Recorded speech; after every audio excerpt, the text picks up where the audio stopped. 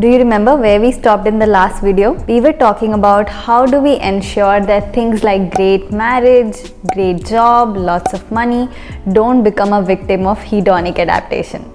Hello everyone, my name is Shramika. I am an engineer by profession and a seeker by passion. In the previous video, we talked about how we should invest in experiences rather than some materialistic stuff or static stuff so that we can thwart hedonic adaptation. But in case of great marriage, great job, we can't sell these things and invest in experiences, right? So how do we make sure that we don't take these things for granted? Before we start, let me tell you it would be great if you could watch the previous two videos in this series to get better context in this video.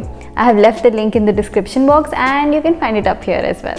The first way we could do is savoring. Now what is savoring? It is the act of stepping outside your own experience and kind of reviewing it or appreciating it. Suppose you're eating your favorite ice cream. You could either be just having that experience or you could be mindful of that experience. Really take a moment to realize how delicious your experience is. Feel all the flavors of the ice cream. There are multiple benefits of savoring. It helps us to be in the moment. It forces us to actually notice and enjoy the experience and keep our attention to it. We all know how poor our attention span is these days. It is highly possible that we are eating an ice cream and actually thinking about our office work, thereby not even enjoying the ice cream. So when you savor the experience, when you're actually paying attention to the experience, you're lengthening the time enjoying it, thereby slowing down the hedonic adaptation. So this is the second benefit of savoring. This is an important lesson for me because I am very bad at savoring. I'm always thinking about the future while having an experience in the present. Like for example, when I was on my vacation, I was thinking about how my vacation would be over soon and I would be back to Bangalore for a routine life where there would be so much work awaiting me. So this was making me sad while I was on the vacation instead of enjoying that experience. So ideally, I should not think about the future and just enjoy the bliss here and now. A study by a team of researchers proved that if people were asked to think about their happy memory for 8 minutes straight, they were much happier. They were asked to think of their happy memory without any distraction for 8 minutes straight, 3 days a week and for 4 weeks continuously. And at the end of the study, their happiness levels were considerably higher. Do you want to try this experiment? Comment down below and we can do it together. The next one is negative visualization.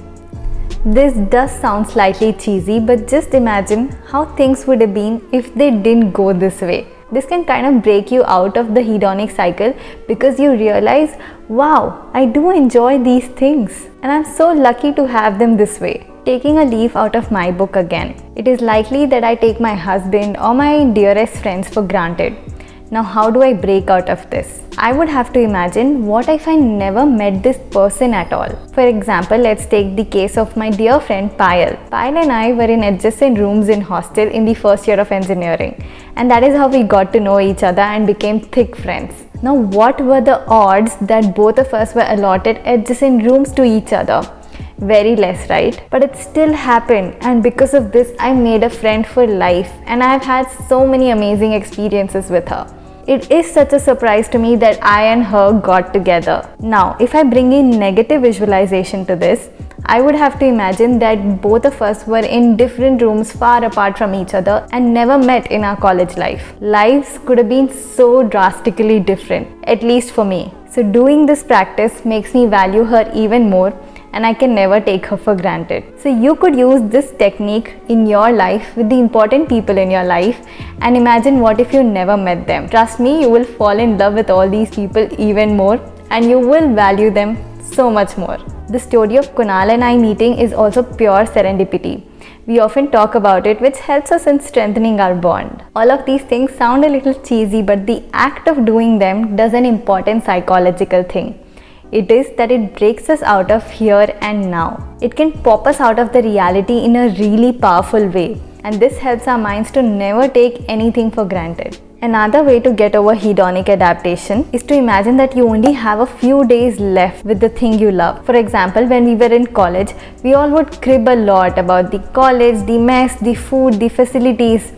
But when we came to final semester, we had this celebration called 100 Days Celebration, which meant that there were only 100 days left in the college. And all of a sudden, there was a lot of senti going on around, and we suddenly valued our friends, the hostel, the college even more, because we realized that things are not going to remain the same forever, and we are going to miss this place, the friends, the people around. So using this technique, we can create fake deadlines and relish the things that we have right now. This is all I wanted to share with you from the course I did on Coursera by Yale University. Now you could stop the video here and maybe not change anything in your life, and you will not get any happier. The things that we have to do to be happier takes good amount of effort and will from our side. They are going to feel effortful at first, like when you start to write in a gratitude journal or start to savor an experience, because this is out of normal. So they will take some work from you in order to build them into your routine. You can check out my videos on how to create habits and master them.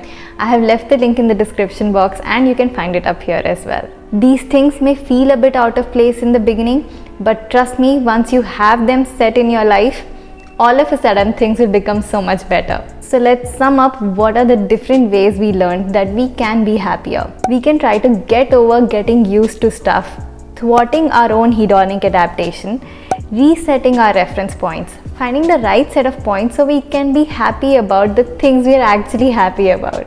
Okay, I'm just saying too many times the word happy, but that's what this video is all about. We all should savor the experiences that we are experiencing instead of thinking about our office work or household chores or whatever. And take 5 minutes of our time to imagine our lives without our best friend, our roommate or our partner. Trust me, you will value them more and in turn make them happier as well. I would like to thank you all for appreciating this happiness series so much, and I hope you all are taking at least one action item out of these 3 videos. If you enjoyed this video, then please hit that like button and subscribe to my channel if you haven't already. Always remember, it's not how much we have, but how much we enjoy that makes happiness.